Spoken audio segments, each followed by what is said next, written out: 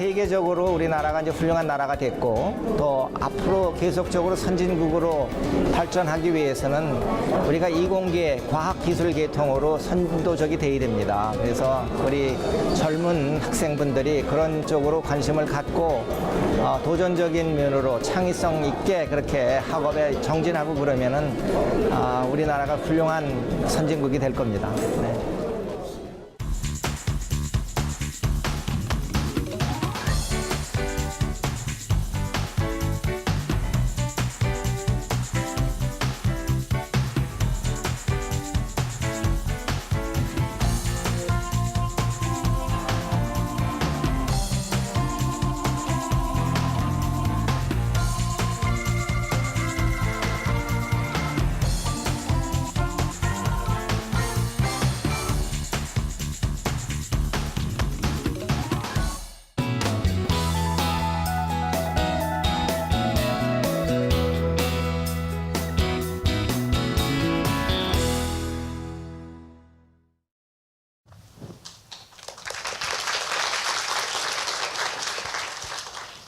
이렇게 여러분들이 많이 오시고 또 앞으로 여러분들이 우리나라의 미래이신데 이러한 귀중한 자리에서 카이스트를 대신해서 와서 말씀 나눌 수 있는 그런 기회가 있어서 저는 크게 영광스럽게 생각하고 이 앞날의 한국은 여러분들이 하게 달렸어요. 정말 그냥 자신감을 가지시고 하면 잘 된다는 그런 취지에서 제가 말씀을 드릴게요.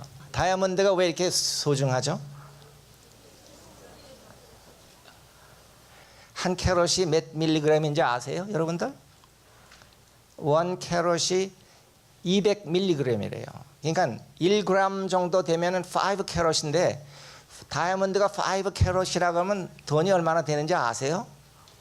뭐 몇백만 달러 뭐 이렇게 되는 그런 그 귀중한 건데 이 다이아몬드를 그렇게 처음에는 정말 러프한 그 탄소 그 성분인데 어떻게 여러분들이 애지중지하는 다이아몬드가 되는가 생각을 해보세요. 어떻게 그렇게 단련을 하고 쓸고 닦고 그렇게 되는 게 아니근데 인재도 마찬가지. 여러분들이 저는 그래요. 여러분들 개개인이 굉장히 소중한 분이고 다이아몬드보다도 더 훌륭한 그런 아주 소중한 분들인데 빚을 내고 그러려면 쓸고 닦고 연마도 하고 그래야 돼요. 그래서 이제 우리 반도체를 이제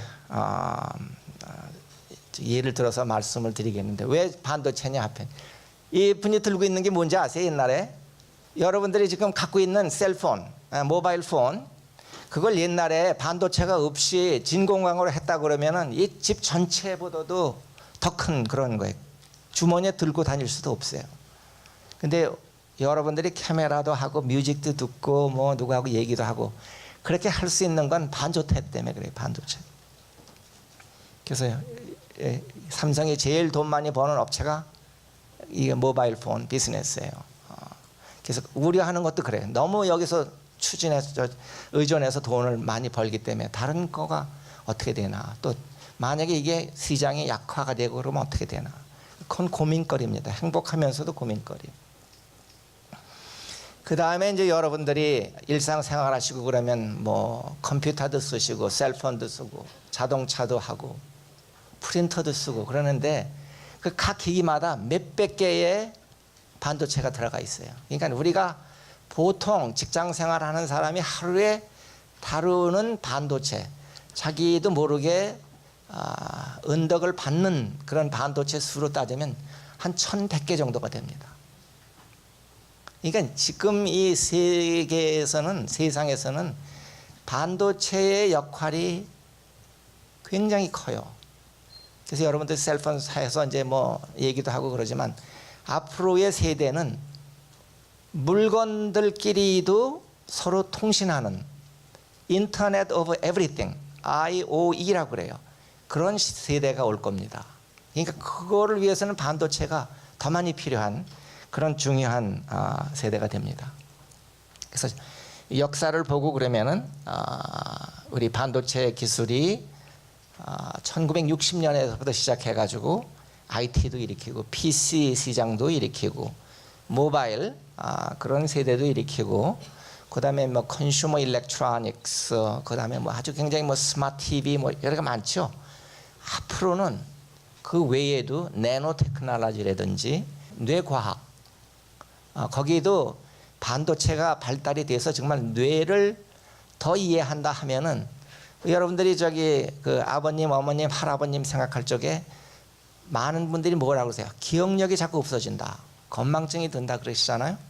그거는 이제 브레인에 있는 그 메모리 셀이 자꾸 이제 쇠약해진다든지 펑션을 못하는 그런 거기 때문에. 그런데 만약에 내가 더 뇌 그 활동적으로 그런 그 기억도 하고 그렇게 할 수 있다, 할 수 있는 가능성의 한 가지는 반도체를 써가지고 메모리를 만들어서 뇌에다가 임플란트 하고 그러면은 그런 가능성도 있고, 그래서 그런 연구도 많이 하고 있습니다. 근데 문제는 뇌가 어떻게 활용을 하는가, 인풋이 뭐고 아웃풋이 뭐고, 그걸 알아내는 게 아직도 미지수예요.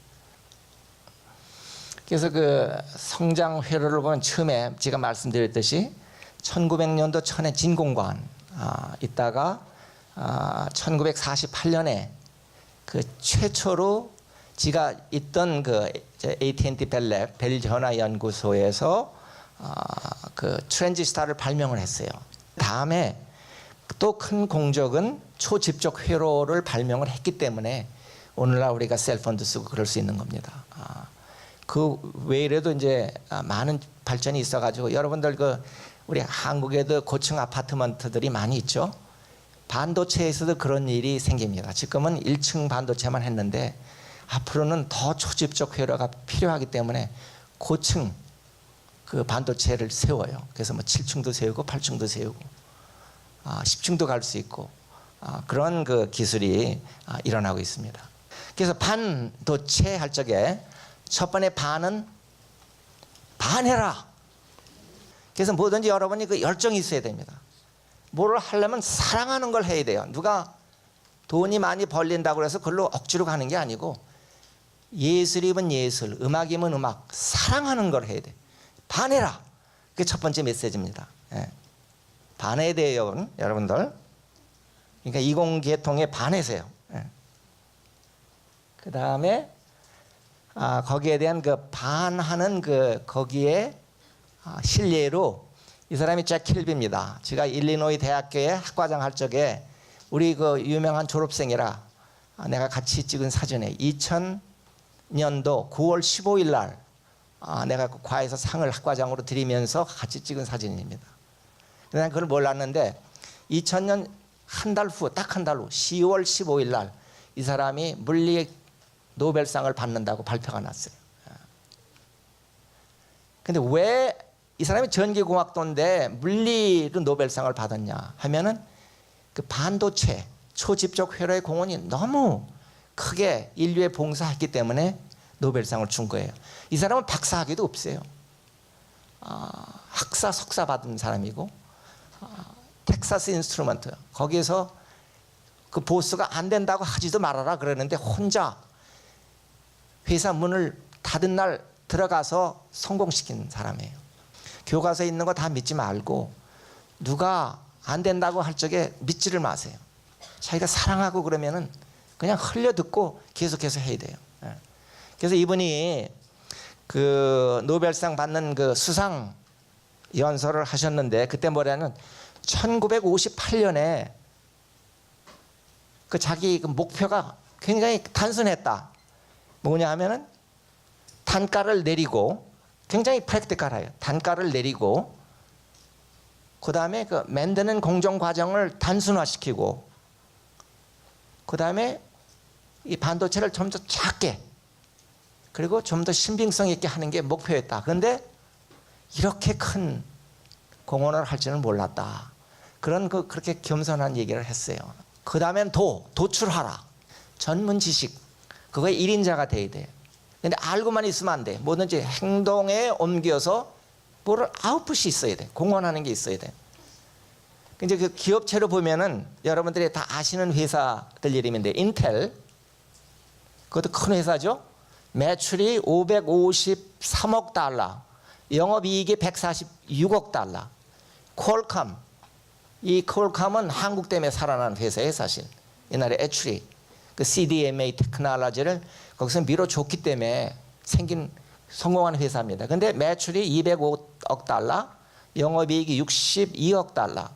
그러니까 여기에 비해서 한 반 정도 되고 반 정도 되고 그런 그 작은 회사지만은 그 와이어리스 모바일 테크놀로지가 앞으로 유망하기 때문에 사실 인텔보다는 앞이 더 보이는 회사입니다. 그래서 우리가 그 젊은 사람이 그걸 알아야 돼. 앞이 뭐가 더 유명한가. 그 다음에 그 TSMC라는 타이완 회사는 남 반도체 만들어주는 회사예요. 그러니까 자기네들이 무슨 고안을 해서 설계해서 하는 게 아니고 누가 설계를 해서 마스크를 보내주면은 만들어주는 회사인데 거기도 그 짭짤하게 사업을 하고 있어요. 매출이 174억이고 영업이익이 62억 달러예요. 그런가 하면 삼성은 310억의 그 매출액이 있는데 영업이익이 37억. 그러니까 어느 면으로 보면은 우리가 제일 미련하게 사업하고 있는 거예요. 그래서 이런 걸 앞으로 여러분들이 고쳐주셔야 됩니다. 근데 삼성이 이제 앞으로 더 잘할 이유는 이 모바일 폰 비즈니스가 잘 되니까 잘할 수 있어요, 더. 그렇지만 너무 거기에다 의존해가지고 다른 거를 못하면 안 됩니다. 그러니까 그런 큰 고민거리, 삼성의 큰 고민거리가 바로 그거예요. 훌륭한 인재가 와서 앞을 좀 내다보고 뭐를 해줘야겠다. 그래야지 우리나라도 삽니다, 여러분들. 이거 얼마나 중요한지 아시겠죠, 여러분들? 그런가 하면은 이게 보이는 게 뭐예요, 중간에? 애플은 영업이익이 200억 달러예요. 근데 요즘은 이제 삼성이 애플하고 국제시장에서 경쟁을 잘하니까 삼성이 이거보다 낮을 그런 확률도 있습니다. 스티브 잡. 애플이 그렇게 잘 나가던 회사가 아닌데 스티브 잡이 대학 중퇴, 리드 칼리지, 저기 오레곤에 있는 리드 칼리지 1학년 다니다가 중퇴한 사람이에요. 그러니까 애플 창업하고. 그렇지만 질이 중요하다. 퀄리티 first 그거를 항상 주창하고 굉장히 인간적으로는 못된 사람인데 퀄리티 그거를 주창을 하고 디자인 같은 것도 멋지게 이렇게 해서 소비 감각이 정말 한번 써보고 싶다 하는 그런 걸 불러일으킨 사람이에요. 소비자들도 몰랐던 그런 마켓 포텐셜을 이 사람이 알고 소비자들을 더 증가시킨 그런 그 훌륭한 기업가예요. 그러니까 여러분들도 그거 못지않게 잘할 수 있습니다. 그 다음에 도전해라. 더 도전해라. 이 잘 안 보이실지 모르지만 이분이 고든 무어라고 인텔 창업한 사람이에요. 근데 무엇을 러라고 그러는 게 있습니다. 이분이 처음에 화학자, 케미스트리로 PhD 한 분이에요. 그래서 버클리에서 PhD를 했고, 그래서 제가 잘 아는데 초창기에 이 사람이 몇 개를 이렇게 그려봤어요. 연 vs 트랜지스터 카운터 이렇게 해봤더니 계속해서 늘고 있으니까 그냥 줄을 쭉 그렸어요. 그게 무엇을 러예요. 그래서 1년 반 내지 2년 사이에 초집적 회로의 트랜지스터 수가 2배 이상 증가한다. 한 게 무엇을 러예요. 로가 사실 아니에요. 근데 일하는 사람들이 해다가 안 되면은 무어는 이거 된다고 얘기를 했는데 왜 안 되냐. 우리가 뭐 잘못하고 있다. 더 분발해서 돌파구를 뚫어놨기 때문에 그래서 오늘날 같이 이렇게 초집적 회로가 이루어진 겁니다. 그러니까 신념을 갖고 열심히 일한다. 그게 굉장히 중요해요. 할 수 있다. 그런 자신감을 하고 그러면 이노베이션도 생기고 크리에이티브 아이디어도 나오고 이뤄내는 거예요. 그래서 우리는 한국이 절대 이걸 잘 할 수 있다고 나는 생각합니다. 그 다음에 이제 여러분들이 지난번에 제가 강릉에 가면은 참소리 박물관 이런 게 있습니다. 가보신 분들이 있을지도 모르지만 거기 가면 에디슨 발명한 거에 대해서 굉장히 많이 나와요. 그 사람이 축전지 이런 것도 발명하고 25,000번 실패한 다음에 축전비 배터리 발명한 사람이에요. 25,000 여기 있는 사람 100번 실패한다 그러면 더 이상 할 사람이 있겠어요? 근데 에디슨은 24,999 하고 나서 실패하고 나서 성공한 사람이에요. 근데 이 사람이 뭐라고 그랬냐면 내가 300년만 더 살면 좋겠다. 할 일이 너무 많아서. 그러니까 아이디어가 그렇게 많았던 분이에요. 그래서 그것도 성공을 하는 게 내가 실패를 했기 때문에 성공을 했다. 실패가 나의 선생님이었기 때문에 성공을 했다. 우리나라에서는 한번 하면 그거 안 돼 이렇게 하고 한번 실패자 이렇게 낙인을 찍고 그랬는데 그거 절대 없어져야 돼. 그런 사람을 오히려 더 귀하고 장려하고 그럴 적에 우리나라가 잘 되고 이공계통도 잘 될 수 있어요. 어려운 일, 남이 안 간 일을 갈 적에 넘어지지 않을 수가 없어요. 넘어지더라도 일어나야 돼. 실전팔기, 용기를 갖고 재도전하고 그래야지 이공계도 늘어나고 우리나라가 발전할 수 있어요. 그 다음에 뭐든지 체득하라. 알고 있는 것 갖고 자기 거를 만들어야 돼. 자기 거를. 그래서 그 만시간의 법칙이라 그 아웃라이어라는 그 미국 책이 있어요. 거기 보면은 이 사람이 도사다 하면 왜 도사가 됐냐? 시간을 많이 쏟았기 때문에 그렇게 된 거예요. 그 여러분들이 이제 벤치마킹 할 거는 그 유명한 책이 있습니다. Seven Habits of 그 Successful People, Efficient People 이런 게 있는데 그런 것도 배울 게 있어요. 어떻게 하면은 하루 시간 매니지먼트 하고 그러는 거 잘하고 더 효과적으로 할 수 있냐. 그런 그 습관이 굉장히 중요해요. 거기에서는 메모 쓰는 습관 또 하루에 할 일을 아침에 적어서 이렇게 지어가면서 이제 하는 그런 습관 그런 여러 가지 좋은 습관이 있으니까 그 여러분에 맞는 그 좋은 습관을 만들어 놓는 게 앞으로 일하시는데 크게 도움이 됩니다. 그 다음에 그럼 진정한 체득인 뭐냐. 그 전에는 내가 초등학교 다니고 그럴 적엔 중국 사람이 모래알 같아서 서로 뭉치지 않는다. 그런 얘기를 많이 듣고 자랐거든요. 근데 요즘에 와서 제가 44년 만에 한국 나와서 이제 생활하는데 느끼는 것이 참 우리 대한민국 국민 여러분들이 굉장히 똑똑하고 아주 능력도 많으시고 그런데 옛날에 들었던 그 중국 사람들 얘기가 생각이 나요. 우리 같이 모래알 같이 그렇게 되는 게 아닌가. 그래서 어느 면으로는 너무 경쟁이 심한 사회에서 그런지 남이 잘하면 잘했다고 칭찬하지 않고 오히려 무시한다든지 그래서 추상적으로 생각할 적에 그런 게 각 개인이 자기가 공이 되는 거예요. 그 일정의 그 표준 면적 그걸 정해졌다 했을 적에 그거 갖고 뭐를 3면체를 만들어서 3디멘셔널 그 형체를 만들었을 적에 제일 부피가 큰 게 공입니다. 그러니까 그 우리가 사실 자기를 위해서 열심히 한다 했을 적엔 자기의 공을 만드는다고 생각할 수 있어요. 나는 그 대학에서 행정하면서 화학과다, 물리과다 그런 그 과들이 자기 공을 만든다 이렇게 생각을 해요. 그래서 그것도 자체로는 괜찮은데 서로 같이 해서 뭐를 창조를 한다, 협력을 해야 된다 했을 때 이 공이 하나 인디비주얼이 들어가고 또 한 사람이 들어가고 그럴 적에 다 채워도 중간에 텅 비는 건 48%가 비어요. 그게 그 융합 할 수 있는 그 공간이에요. 이런 데서 앞으로 이게 안 가본 길이 여기 앞으로 노벨상도 이런 데서 나오고 큰 발명도 큰 사업하는 그런 그 기회도 여기 있습니다. 근데 그거를 꼭 해야 돼요 우리가. 그래서 하기 위해서는 서로 긴밀한 관계를 갖고 대화도 하고 의견도 나누고 또 수교도 하고 그래서 더 좋은 의견이 나올 수 있고 그래야지 우리나라가 더 발전할 수 있다고 생각해요. 그런 데서 좋은 과학이 이루어지고 그렇게 된다고 생각해요. 그 스위스랜드에 그 주릭이라는 타운이 있습니다. 큰 타운이에요. 그 스위스랜드에 거기에 IBM 주릭이 있는데 거기 노벨상 받은 사람들이 많이 나왔어요. 그래서 옛날에 좀 알아봤더니 그 이유가 그 중요한 이유 중에 하나가 그 좋은 그 음식점이 회사 내에 있어요. 근데 그 셰프가 굉장히 명셰프예요. 그래서 음식을 맛있게 하니까 사람들이 와서 자꾸 먹으면서 더 있는 거예요. 그러다가 냅킨에다도 아이디어도 나누고 이러다 보니까는 좋은 아이디어가 나와가지고 노벨상도 나오고 그랬다 그렇게 얘기를 해요. 그래서 여러분들이 그 다른 사람하고 의논하고 그러는 게 굉장히 중요합니다. 앞으로.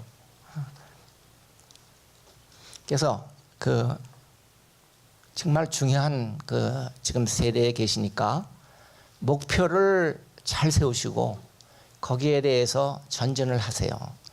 그래서 그 다시 미래를 위해서는 반도체 그 자체가 중요하지만은 정말 자기가 사랑하고 자기가 체득하고 공헌하고 그런 그 자세로 하고 그러면 모든 일을 여러분들이 잘 할 수 있고 우리나라의 주역이 돼서 훌륭한 대한민국이 될 수 있다고 저는 확신합니다. 여러분 잘해 주세요. 감사합니다.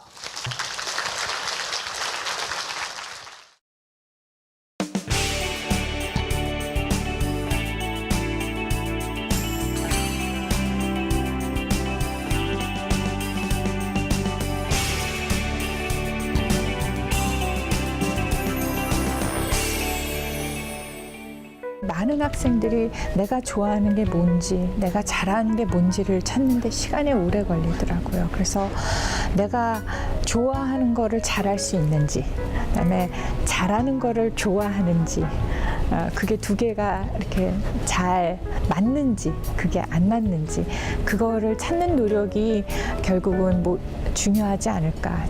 다 잘한다가 아니라 내가 진짜 좋아하는 거를 잘할 수 있을까. 그런 거를 알아보려고 노력하는 게 그래도 재밌는 청춘 아닐까 생각을 합니다.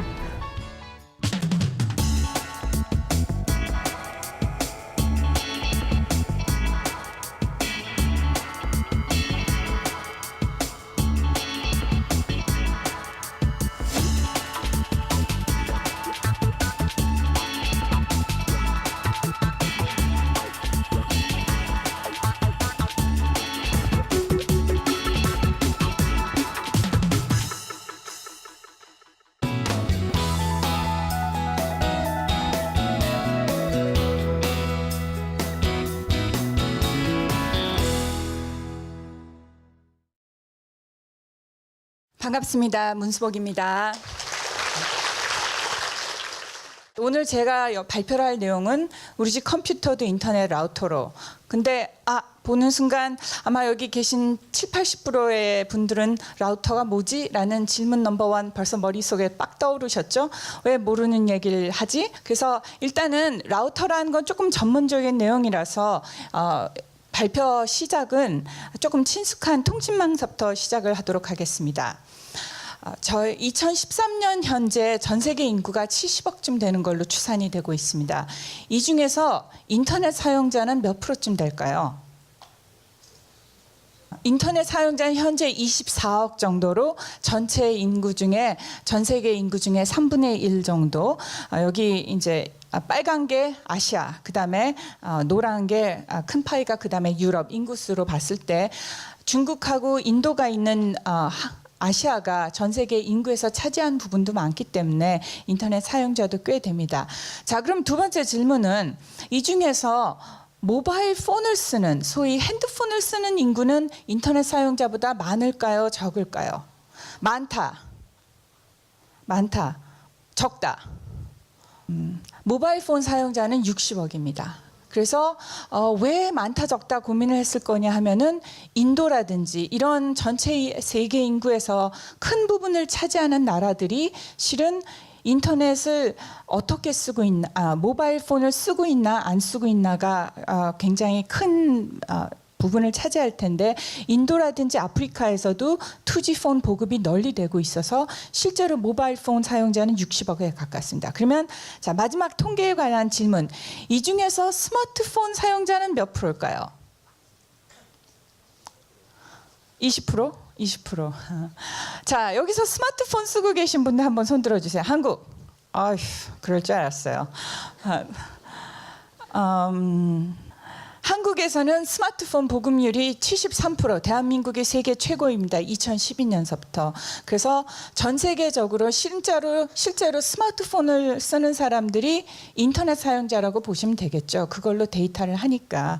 그래서 실제로 전 세계적으로 스마트폰 사용자는 인터넷 사용자 수하고 거의 똑같다고 보시면 됩니다. 그래서 전 세계 인구 중에 3분의 1이 스마트폰을 내지는 인터넷을 하고 3분의 1은 그냥 핸드폰, 그다음에 나머지 3분의 1은 통신의 혜택을 못 받고 있습니다. 자, 이런 상황에서 스마트폰으로 카카오톡 사진을 보내는 경우를 좀 생각을 해봅시다. 오늘 여기 와서 친구들한테 야, 나 오늘 국회의사당 왔다 사진도 찍어서 이게 그렇게 익사이팅한 게 아니라 신나고 좋은 게 아니라 사진을 보낼 수도 있고 안 보낼 수도 있지만 보냈다고 생각을 했을 때 이게 과연 통신망을 어떻게 통해서 내 친구한테 가는지를 좀 생각을 해보자면 밖에 나와서 핸드폰을 쓰면은 데이터료가 많이 나와서 대부분 집에 가서 하죠. 아니면은 뭐 알바를 해서 돈을 벌어서 직접 쓸지 모르겠지만 그럴 경우에를 빼고 일단 집에서 이제 와이파이를 통해서 카카오톡 메시지를 보낸다고 생각을 해보겠습니다. 그렇게 되면은 데이터가 일단은 여기 파란 게 보이는 게 공유기. 요 공유기는 집에 다들 거의 다 한 대씩 있으시죠. 유무선 공유기. 이게 유무선 공유기를 나가면은 어디로 갈까요? 그게 모뎀. 유무선 공유기 대부분 통을 통해서 아파트에 사신 대한민국 인구의 50% 이상이 아파트에 사는데 아파트 지하에 가보면 이런 박스 같은 게 있습니다. 요새 새로 생기는 집에는 이런 박스가 집 안에 들어가 있기도 하는데 이 박스랑 이 박스 정도가 아파트 밑에 지하에 한두 대씩 들어가 있습니다. 그러면 아파트에서부터 저 큰 동네 전화국을 통해서 동네 전화국에서 대한민국은 해와 전화국 아니면 구로 전화국 두 곳으로 데이터가 나눠가게 됩니다. 거기서 이제 다시 내 친구를 통해서 거꾸로 가게 됩니다. 자, 이렇게 통신망이 눈에 보이진 않지만 다 깔려 있어서 데이터를 주고받을 수 있는데 이런 통신망에서 가장 중요한 역할을 하는 것이 라우터입니다. 여기서 제가 보여드리는 이 조그만 유무선 공유서부터 이 큰 것까지가 전부 다 라우터라고 생각을 하시면 되겠습니다. 자, 그러면 라우터가 뭔가? 라우터는 인터넷상에서 정보를 최종 목적지를 향해 보내주는데 잘 보내주는 장비겠죠. 잘 보내주는 정보. 이거 정말 필요한가? 이렇게 지금 만들어진 거는 이렇게 트리 모양으로 나무 모양으로 쭉쭉쭉쭉 올라가서 네트워크가 구성이 될 텐데 이게 꼭 필요한가 생각을 한번 해보시자면 집에 유무선 공유기에 붙어있는 컴퓨터 장비들이 몇 대나 있습니까? 저 같은 경우는 핸드폰 있고 아이패드 있고 그 다음에는 컴퓨터도 있고 그 다음에 스마트 TV도 있고 그러니까 적어도 3-4대가 되고 프린터도 있네요. 5대가 붙어 있는데 5대끼리 통신을 하려면 5대 끼리끼리 1대1로 다 통신을 하는 것보다는 모든 장비가 라우터랑만 통신을 하면 라우터를 통해서 나머지를 할 수가 있으니까 조금 편해지겠죠. 그래서 이게 내가 친구하고 하려면 내 친구가 50명인데 50명하고 다 통신을 하려면은 우리끼리만 통신할 수 있는 장비를 사는 게 아니라 라우터를 통해서 어떻게 보면 중간 지점을 만들어 놓는 거죠. 버스 정류장처럼 거기 만들어서 글로 가자. 이런 장비, 이런 역할을 해주는 게 라우터입니다. 그래서 질문은 문수복이라는 교수가 전산학과 교수인데 왜 통신 얘기를 하지? 그럼 라우터도 컴퓨터인가? 그게 머릿속에 들어와 있으실 것으로 예상을 하는데 자, 그러면 라우터는 컴퓨터인가요? 라우터는 컴퓨터. 라우터는 컴퓨터? 컴퓨터가 아니다. 라우터는 컴퓨터가 아니다. 오케이. 좋아요. 자, 그러면 컴퓨터는 뭔가요? 컴퓨터는 연산을 해주는 장치라고 생각을 하시면 됩니다. 지금 우리가 컴퓨터는 지금까지 보면은 생각을 곰곰이 생각을 해보면 옛날에 데스크탑에서 하던 걸 아이패드에서도 할 수 있고 스마트폰에서도 할 수 있는데 그러면 다 컴퓨터인데 라우터는 뭔가? 라우터도 컴퓨터인가? 그러면 컴퓨터가 뭔가를 좀 원천적으로 생각을 해보자면 여기 제가 그림으로 보여드리는 거는 CPU하고 메모리입니다. 삼성전자의 올해 6월에 발표된 메모리인데 컴퓨터는 기본적으로 엔진과 CPU라는 엔진과 메모리라는 저장소를 갖고 있습니다. 메모리에는 이 엔진이 해야 되는 일과 엔진이 해야 되는 명령과 그 다음에 연산의 결과를 담아 놓을 수 있는 그런 명령어와 데이터를 다 보관할 수 있는 게 메모리입니다. 그래서 이 CPU에서 엔진에서 내가 해야 될 명령과 그 다음에는 내가 연산해야 되는 자료를 갖고 와서 북적북적 연산을 한 다음에 그 결과를 다시 메모리에 집어넣게 됩니다. 메모리에 넣을 수 있는 거는 디지털로 된 숫자로 표현된 모든 정보, 디지털 시대의 모든 정보, 그림도 RGB 픽셀별로 밸류가 있어서 다 숫자로 표현이 되죠. 노래도 다 숫자로 표현이 돼서, 그래서 결국은 이런 메모리와 연산하는 엔진만 있으면 모두 다 컴퓨터인 셈입니다. 그랬을 때 이제 CPU, 여기 이제 집에서 CPU 이런 비싼 서버를 쓰는 학생들은 없지만 CPU가 나오는데 이름이 참 길어요. 상식선에서 좀 훑어보자면 인텔 회사까지는 알아. 그 다음에 나오는 제온, 저건 뭐지? 이거는 모델 넘버입니다. 인텔에서 라인을 바꿀 때마다 새로운 라인이 나올 때마다 나오는 넘버. 그 다음에 나오는 숫자는 모르셔도 돼요. 그건 그럴 수도 있어. 샌디 브릿지라는 거는 인텔 안에서 이거를 개발을 할 때 인터널 코드 네임을 만드는데 그게 샌디 브릿지입니다. 마찬가지로 일반인들은 모르셔도 돼요. 여기서 돈하고 관련된 얘기가 딱 하나 나옵니다. 뭘까요? 듀얼이란 얘기는 CPU가 하나가 아니라 2개 꽂혔다는 얘기예요. 그러니까 값이 비싸요. 어머님들 컴퓨터 사주실 때 이게 듀얼인지 아닌지 보셔야 됩니다. 그 다음에 옥타코어라는 얘기는 코어가 8개인데 8개란 얘기는 엔진이 8개 들어갔다는 얘기예요. 엔진 8개가 왜 필요한가? 그 다음에 2.6GHz는 이제 얼마나 빠른 속도로 돌아가는가 하는데 문제인데, 반도체가 고성능 고집적화가 되기 시작을 하는데 어느 일정 단계 이상은 반도체가 돌아가는 그 엔진의 속도가 더 이상 올라갈 수가 없어요. 그래서 하나를 가지고 하나를 빨리 돌리게 했었는데 하나를 더 빨리 돌리면 안 돼요. 근데 하나, 2개, 3개를 계속 여러 하나의 반도체 칩에 구겨 놓는 건 계속 되는데 속도는 오르지 않는 이 물질적 한계에 다달라서 요새는 칩을 하나 안에 엔진을 여러 개씩 꼽아 넣습니다. 그게 코어예요.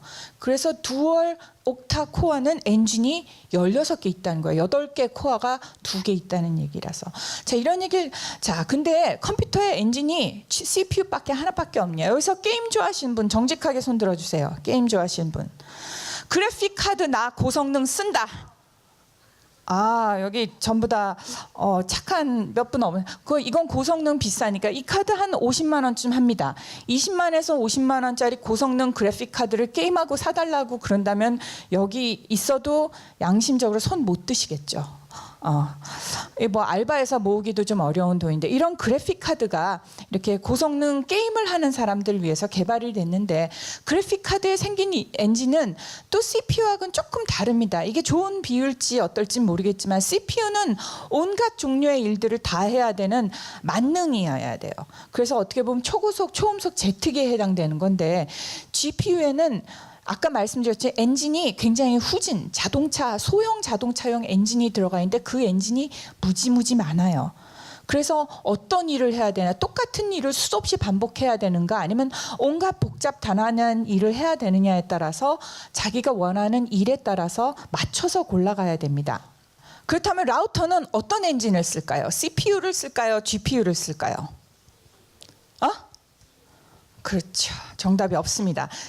라우터는 자기 엔진을 또 따로 만들었습니다. 그게 좋을까요? 나쁠까요?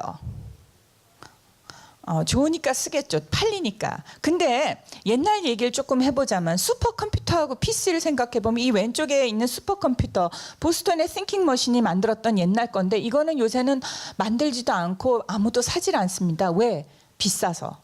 옆에 있는 거는 흔히 데이터 센터에 가서 쉽게 보실 수 있는 데이터 렉입니다. 그냥 얇은 PC들이 쭉쭉쭉쭉 뭐 한 렉에 48대씩 들어가서 이렇게 방 가득히 이런 PC만 들어가 있는데, 이건 무슨 차이냐 하면은 슈퍼컴퓨터는 맞춤 기술 제품이라고 생각하시면 돼요.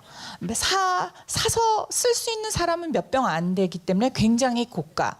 이 양복도 비싸게 영국의 뭐 세빌 로드에서 만들면 한 벌에 몇백만 원 나오는데 규격화된 기성품은 반대로 요새 청바지 10만 원 이상 아주 비싼 브랜드가 아닌 다음에는 지오다노, 유니클로 이런 데서 5만 원 안팎으로 사 입을 수 있지 않습니까? 자, 5만 원짜리 기성품과 100만 원이 넘는 고가의 양복이라고 생각을 하시면 돼요. 그 라우터는 지금은 어디가 있을까요?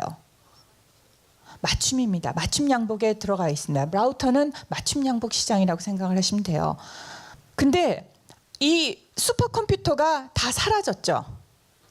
슈퍼컴퓨터가 다 사라지고 저가형 모델로 클러스터를 만들어서 슈퍼컴퓨터 성능을 내고 있습니다.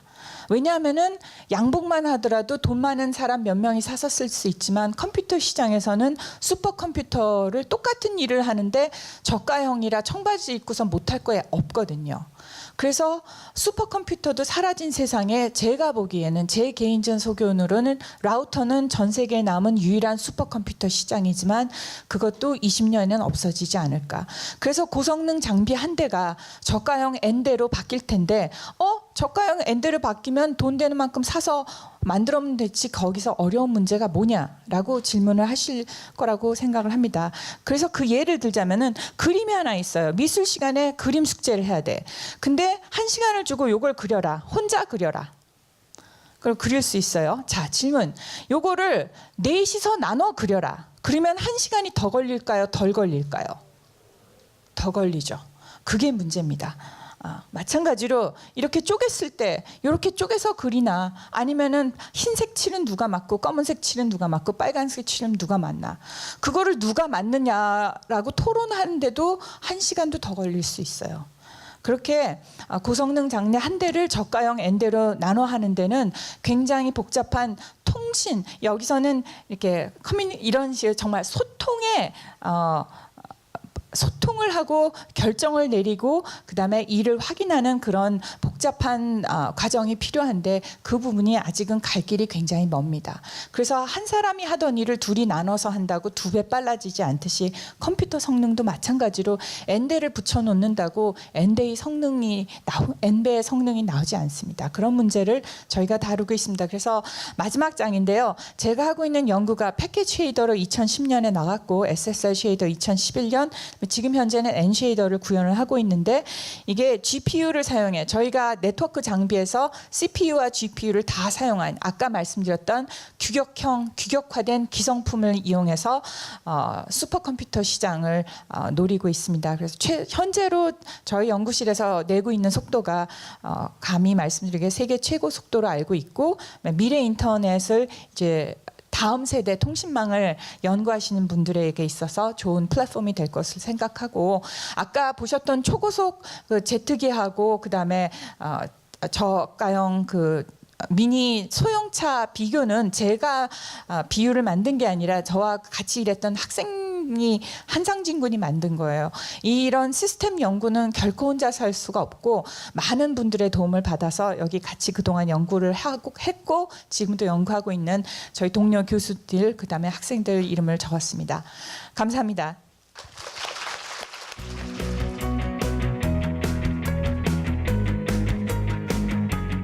지금까지는 이렇게 과학자에 대해서 생각을 해보려고 하지 않았고 솔직히 그쪽 남자들이 많이 하는 분야이니까 근데 이제 이렇게 성공한 여성 과학자들이 오셔서 보여주시니까 나도 충분히 할 수 있겠구나 이런 생각을 갖게 됐어요. 저도 지금 대학생이라서 대학원이나 석사, 박사 생각을 조금은 하고 있는데 더 구체적인 얘기 들어볼 수 있어서 좋았고 좀 미래가 좀 불투명하다고 생각하고 좀 구체적인 목표를 확실히 설정을 못했는데 이 경험을 통해서 좀 더 많은 생각을 할 수 있게 된 것 같아요.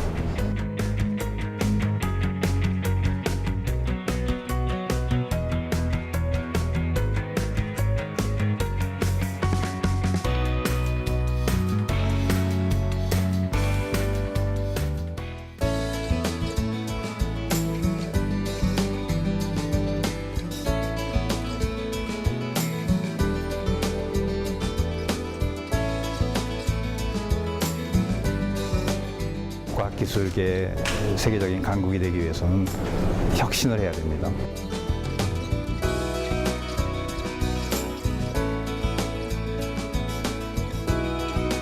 자꾸 예측하려고, 어렵게 예측하려고 들기보다는 스스로 만들어가자고 하는 거에 저도 동의를 합니다.